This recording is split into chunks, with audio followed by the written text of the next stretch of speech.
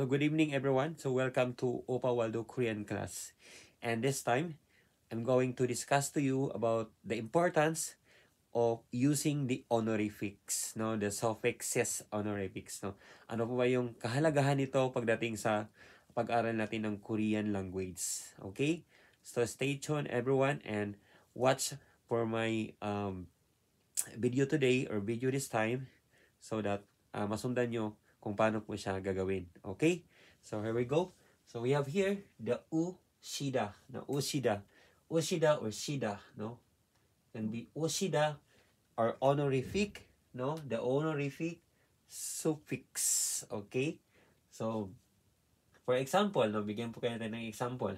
Ano po ba yung shida or paano natin siya ma-attach dito, no? For example, here, harabuji, harabuji ga 뭐 하세요?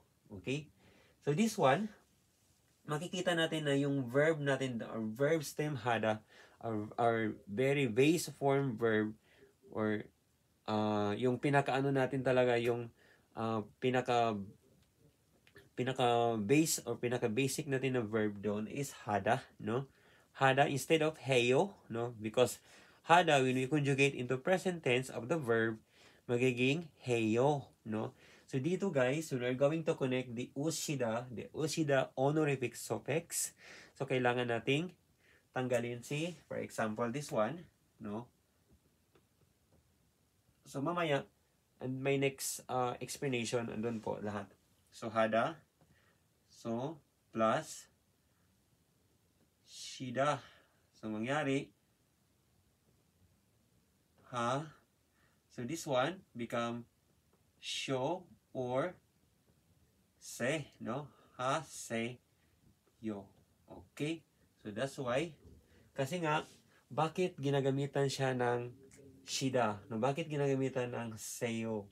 So dito guys, yung tinatanong mo ay tungkol po sa anong tao? Which is harabuji, lolo po natin. Okay? So take note guys, this ushida form, no, the honorific suffix, no? So, ito yung grammar, ito yung kumbaga ididikit natin sa verb or adjective, no? Kailangan natin siyang malaman guys kasi nga pagdating sa examination, lalabas ang mga ganito. So, ito po siya, ginagamit po natin ito to recognize the subject or to elevate the subject of the sentence or the questions into a higher form of respect. Ibig sabihin, bigyan po natin siya ng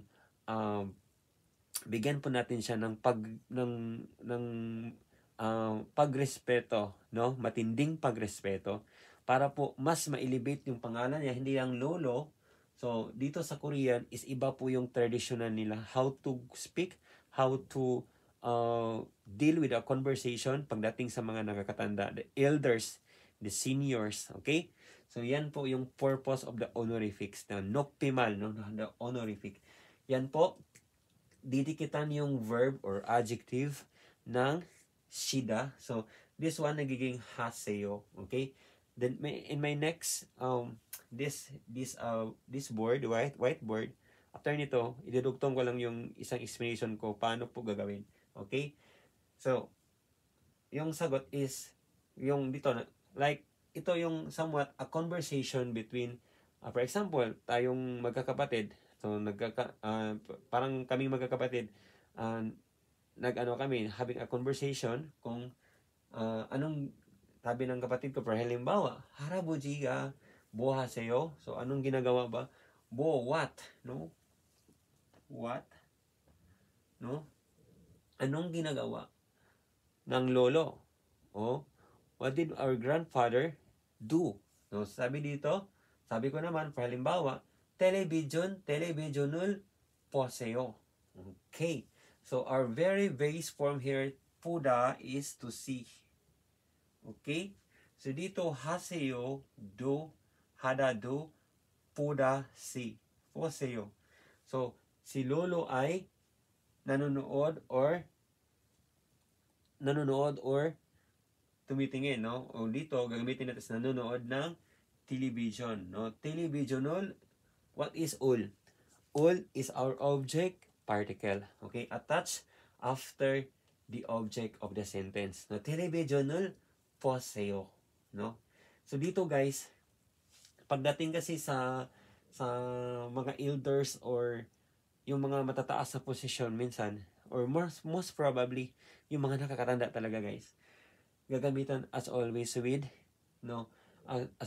the honorific suffix or yung honorific rules, no? Ano po ba yung dapat ating idugtong doon pagdating sa verb pag kinakausap natin yung mga matatanda? Okay? So ganun po dito, masyado po siyang marespeto yung mga nakakatanda. Kaya dito sa Korea, yung mga matatanda is somewhat the most powerful people, no, sa kanilang country. Okay? So unlike sa atin, marespeto naman pero not that kind of respect na ibinibigay natin. Okay? So next dito guys, yung nopimal, o ibig sabihin ng nopimal, no, nopimal is what? Honorifics. Okay? The honorifics. Paggalang. Okay? For example, yung nalaman natin na irom, no, irom boya. So irom is name, no, ito ay name. Pagdating sa honorific, no, the honorific is nagiging songham, no, songham. So take note that guys, no, songham pagdating sa honorifics. Baka pagdating doon sa examination, like sa listening, binabanggit doon nila yung songham, di mo alam. Iisa lang po yung meaning with irom, no? Irom, name, honorific for that is songham, no?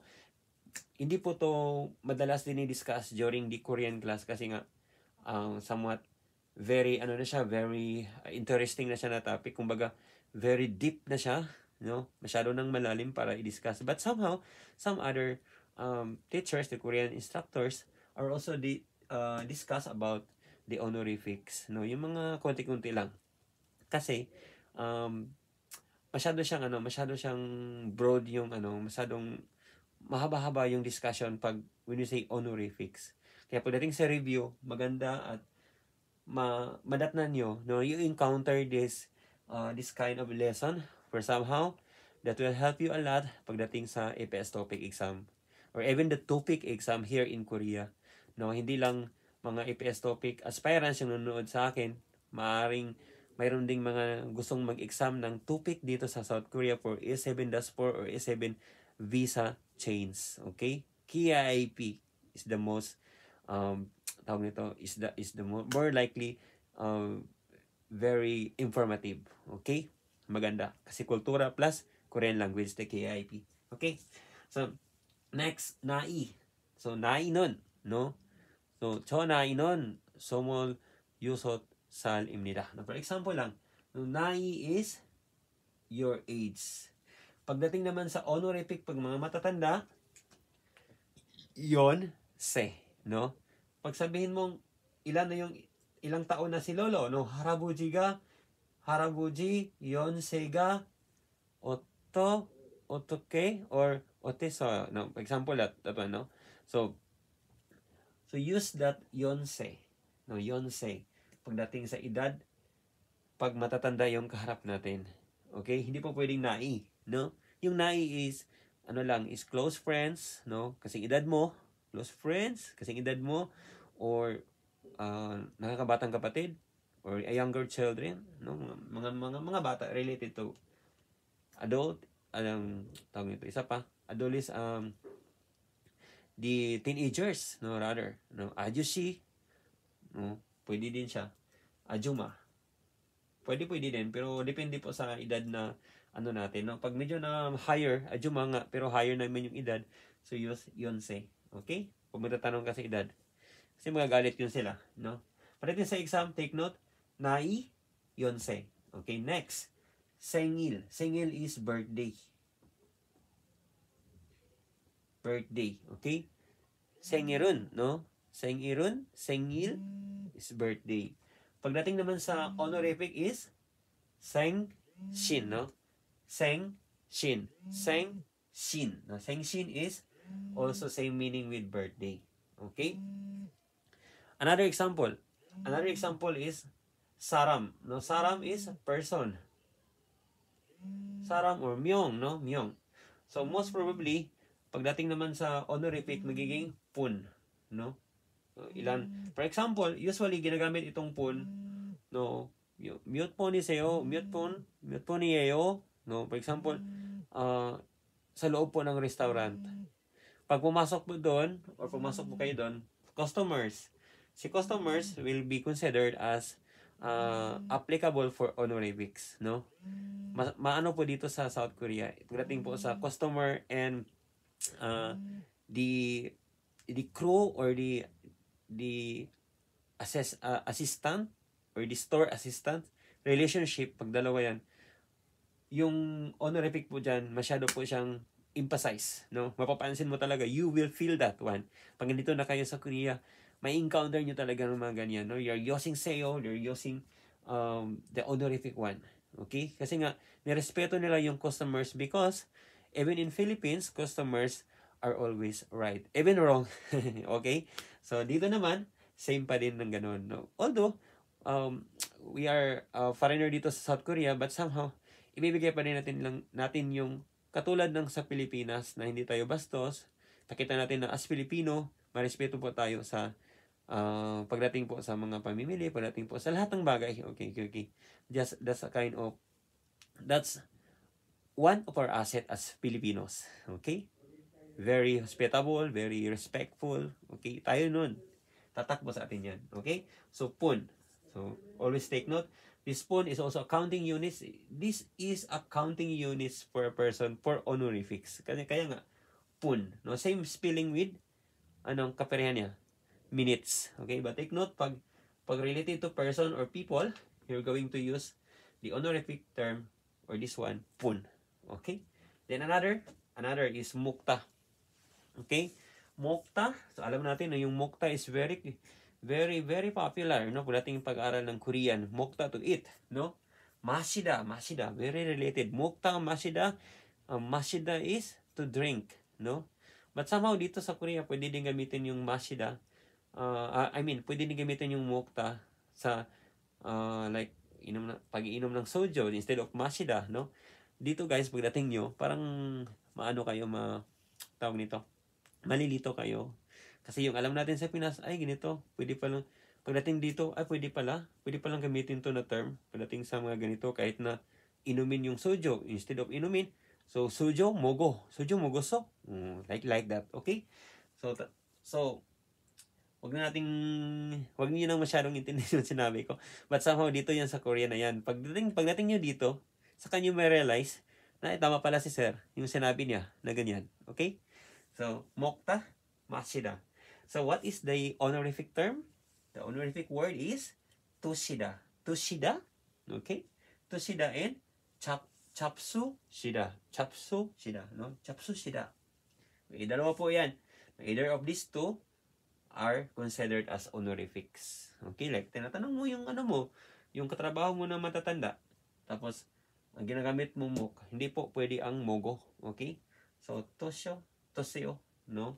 Siksa haseyo or siksa to or mani to chusoyo, mani to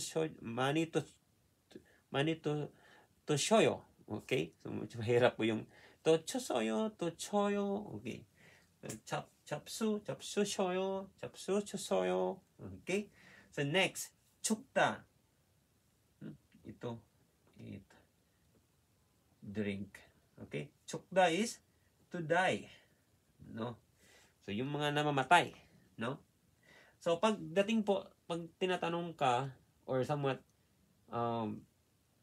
araw ng mga patay, tapos yung conversation nyo is about mga nawala na yung lolo mo, tapos mataas yung position na, mataas yung edad, no? Matanda yung kausap mo. So, you are not going to use the chukda, no? Chukda, which is chugu. So, chuguso, patay, die. Instead, toragashida. Toragasyo. Okay? So, toragashida. Yan yung ginagamit natin for nupimal, no? The nupimal, the honorifics. Okay? Palagi nyo matandaan yan. Nopimal, honorific. Okay? So next, chada. Chada is sleep, no? Natutulog. Chada is sleep. Pagdating naman sa honorific is chumushida. Chumushida. No? Yan yung ginagamit natin pagdating sa seniors and elders having a conversation or tinatanong mo siya. Okay? So, chumushida. Next, malhada. Malhada is to what? To speak. No? Magsalita. To speak. Korean. No? Hanggukmal mareso. No? For example, malhada. Malhada, pagdating sa honorific is malsum hashida. No, hopefully nakuha niyo tong hindi lang to, no, marami pong nopimal words na ma-encounter po natin once we are interested pagdating po sa honorifics. Okay, guys? So, ano po ba yung kagandahan ng knowledge about honorific is ma-apply mo siya dito sa pang-araw-araw na buhay mo sa South Korea. At the same time, sa examination, lalabas po siya ang mga honorifics din. Kaya take note and good luck. Okay, our next topic is, baba ko muna tong board. Isunod natin yung isa. Okay. Ayan. So, gaya ng sinabi ko kanina, paano po ba siya gagawin yung verb plus shida or oshida? Okay, paano po ba siya i-attach yung honorifics? Okay? So, dito guys, yung honorific suffix natin na oshida or shida, ano po siya? Pwede po siya sa verb, pwede po siya sa adjective. Okay, dalawa po. Okay, pwede po siyang idikit doon. So, for example, no, bigyan natin yung example, palda. Palda is what? Palda is to sell, which is our base form. This will be our base form, no? Very base form, no? Ito yon. So, ano po yung to sell? Okay? So, magtinda, okay? Yung mamili is sada, to buy, okay? Pag to sell, palda, okay? So, mayroon na kayong verb na mga very easy lang, no? So, paano po ba siya gagawin, no? Dito, guys, sa ating base form na palda, ang una natin gawin mo muna natin siyang honorific base form. Paano yung honorific base form? Dito, pal plus shida. Okay? So, pal plus shida.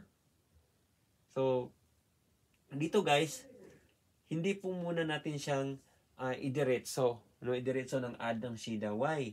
Because mayroon po tayong tinatawag na DR irregular verb. Ito po yon ng ending R irregular verb. So, unang natin gawin, kailangan natin i-drop si R. No? They have to drop. Kailangan natin siyang tanggalin. So, nagiging pa plus shida. So, nagiging pa shida. Okay, that's why, nagiging pa shida po ito. So, okay? Maliwanag po ba sa inyo?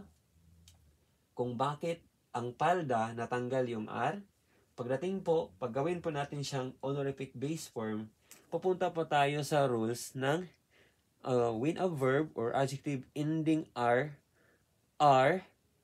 is always drop. Tatanggalin po natin. Okay? That's why, nagiging pasida. Okay? Isa po yan guys, yung mga conjugation of yung mga irregular, yung mga verb, ano siya, or adjective, isa po yan sa babantayan po natin. Kasi pag di po natin kabisado yun, yari po tayo sa exam. Okay? Very important. So next, gagawin natin siyang present. To make it present, we have here, okay, nagiging pasyoyo, paseo. Paano? Anong nangyari? So dito guys, mayroon po tayong doon po sa ito, ipopost ko naman to sa YouTube channel ko at saka sa Facebook page. Pero yung sa Facebook page ko, mayroong mga ang na-post ko lang doon is yung mga video na like this, katulad nito, pero yung mga internal, sa YouTube channel ko po siya pinag-post. Okay? Kasi nga, very important, like, conjugation, present, past tense, ganun. Paano po siya gagawin? No? Yung simple way of making that one. Okay? So, for example, going back here, no? Pasida, paano po ba gagawin? So, plus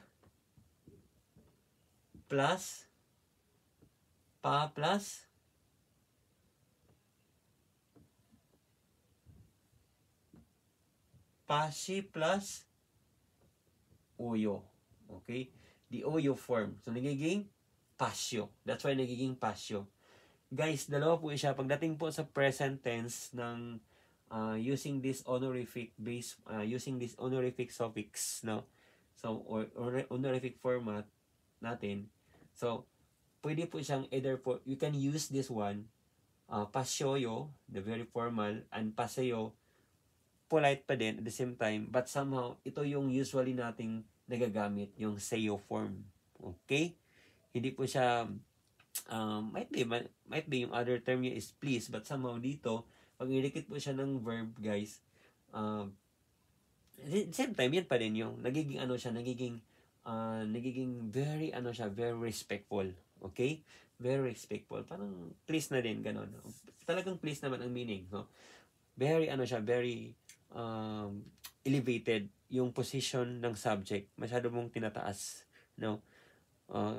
Although, nakita naman natin, we are going to use only this one pagdating sa mga seniors or elders, no? So, kailangan nating, kumbaga sa kanila dito, iwagas na natin yung pagrespeto. Okay? That's why they are always using this one, no? Paseo. No, pasyoyo, paseo. Okay? That's our present honorific form. The present. Past tense. Ito yung past tense. Yung past tense naman, just add double S or the aso-oso form, or the aso-oso form. That's why nagiging pasyo, pasyo-soyo, pasyo-soyo, pasyo-soyo. Okay? Next, to make it in the future, just add R, koyeyo. Okay? This is our formula for how to conjugate the verb, the base form of the verb into a future. Okay? Into the future form. So, pasil koyeyo. Just add R koyeyo to the base form. Pasida. No? Pasil koyeyo. So, for example, no? May isa pa. Ito. Danida form. Danida form, paano po ba yung imnida, somnida, no? Hindi po natin yan malimutan kasi sa exam, guys. That's always being part, no? Always po yan ang nakikita doon. Imnida, somnida, yung dulo. Okay? Yung yeyo, no? Mga yo form, very, very, very useful pagdating sa natin, examination. So, pasimnida. So, ito yon. The imnida form, pasida plus imnida. Imnida, so, nailipat dito, so, naging pasimnida. Okay? So, yan po. Madali lang po siya, guys, no? So, hopefully, nag-gets nyo yung conjugation pattern niya. Easy lang po yan. Hindi po siya masyadong mahirap. Okay? So, mahirap pag hindi po kayo nag-aaral, guys. Hindi po kayo nanonood ng video ko na mahirap to. Okay? So, manood lang kayo. Stay tuned with my videos and page post para po mas maganahan po kayong mag-aral, no? Hindi lang po pag-aral ang i-discuss ko, is more on life in Korea. Paano nangyayari dito? Paano kami nakapag-adjust dito? Part po 'yan ng props conversation ko sa inyo.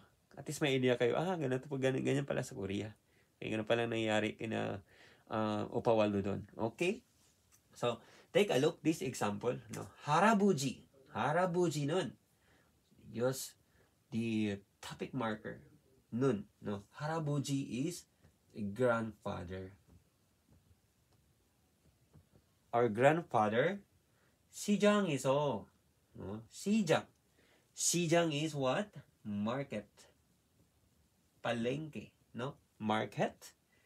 So is our location particle. No, dinidiscuss ko po 'yan sa previous video ko about how to use eso, how to use e, no, location particle. Always attach after the location of the sentence.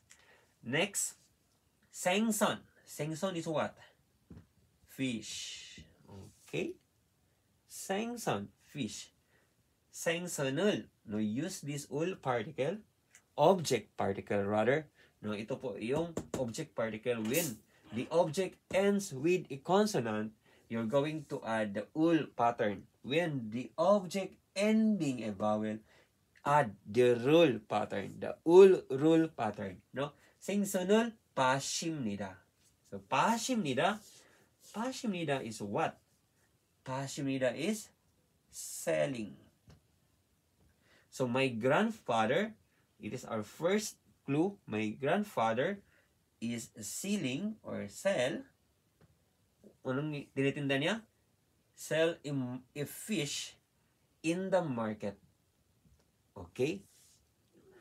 The structure of the verb is, the structure of the sentence, it looks like this. No? From the very start, the subject, kasunod yung sa dulo, kasunod yung verb or adjective natin na nakalagay doon.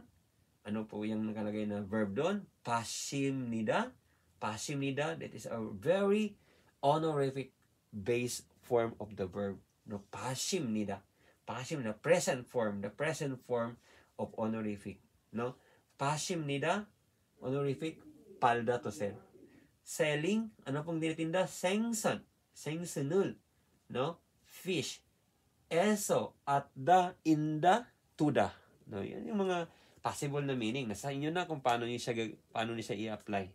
No? So, ito po yung location particle. 시장, market. No? 할아버지는 시장에서 성신을 파십니다. 파십니다. Okay? So, yan po guys.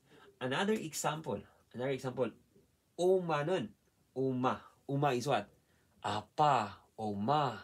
Okay? Uma is our mother. No? My mother, for example.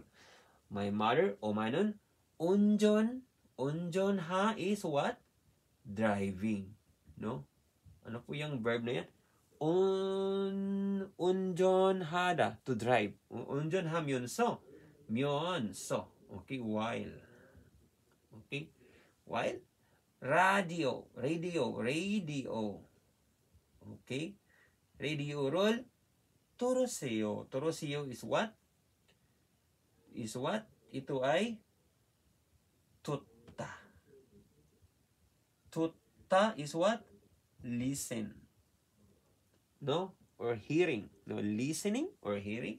들으세요. Ito na yun. 오시다. No? 오시요. 들으셔서. Or 들으셔요. Same meaning with seyo or shoyo. Isa lang po yung meaning yan. Presently happening po yan. Presently happened. Present form of the honorific verb. Okay? So, 들으세요. So, listening. So, my mother is listening a radio while driving. 면서. Okay? 면서. Okay? 오마는 운전하면서 라디오를 들으세요. No? Okay? So, ganun po guys. Paano po yung totda? Yung totda po, guys, ito po ay tinatawag na, tatlo po to. Tutta, mutta is what? To us, no? Kutta is what? To walk. Itong tatlo na to, yung ano nila, yung ending nila na letter D dito, or the T form or D form, no, the diol, kailangan po siyang ma-omit. Kailangan po siyang mapapalitan ng R. As always, when you are going to conjugate that one. Yung tatlo lang yan. No? Marami pong nagtatapos ng letter D. But somehow, yung tatlo na binanggit ko lamang ang pwede nating palitan ng R. Okay? So that's why, nagiging 들으세요. Ending with, nang napalitan na siya ng R, nagtatapos na siya ng R. Nang napalitan na siya ng R, tinatawag na to na ending consonant, na verb ending consonant. Dito na yung batayan natin. So that's why you're going to add the ushida. How to use this one? Just like this. Turushida. So, to conjugate, turo, shoyo, or turo, seyo. Okay, same meaning lang po yan. Okay? Turo, shoyo, turo, seyo, same meaning. Okay? Sana po guys, marami po kayong natutunan sa medyo pahirap na dinidiscuss ko today, no? Sana po subaybayan niyo po yung mga videos ko. Free lang po yung access, wala pong bayad nun. Nasa sa inyo na po. Kung magtanong kayo sa akin, you are free to ask me anytime. Message nyo lang yung Facebook page ko or message nyo lang yung YouTube ko. Mas better sa YouTube po kayo mag-ano guys kasi doon ako palaging nakatutok po. Kasi sa YouTube channel ko, very important po sa akin kasi it's my first time na gumawa ko ng YouTube channel and para po just helping the EPS aspirants lalo na sa Go Koreans at Corpinians, no. So kayo po ang palagi kong inaalala na sana papasa po kayo sa pagdating ng examination dahil syempre kayo po yung kayo pong inspirasyon ng kumbaga our family para po matulungan po kayong lahat, no. Hindi lang yan kasi since naka-public naman po yung mga video ko, lahat po ng mga kahit na ibang Korean center or ibang self-study or ano pang ginagawa niyo, paano kayo nag-learn ng Korean, free po kayong manood sa video ko, no. Just wag niyo lang akong i-bash, no. Kung may mga pagkakamali man somehow, that's somewhat kind na lang po guys, human error, no. Minsan kasi stress sa trabaho, kahit ano na lang sinasabi, tapos pagdating dito sa video, ay, ano pala yun? Ano pala yung sinasabi ko? Tapos ayaw ko nang i-edit kasi nga pagod na. So diretso na po i-post. Wala nang arte yung mga video ko. Paggawa ko na ngayon, ko lang ng konti, post ko na para mayroon kayong reference agad, no? So, pwede naman yung itanong sa akin. Somehow, ako din, nag-reply din ako pag di busy, no, walang pasok or break time, ganyan. So, that's all for today. That's all for this time. And good luck everyone. Sana po patuloy nyo lang po yung subaybayan at don't forget to subscribe my YouTube channel, Opa Waldo in Korea. Okay? So, goodbye everyone. Annyeong higaseyo. So, dalawa po yan. Okay, bye-bye.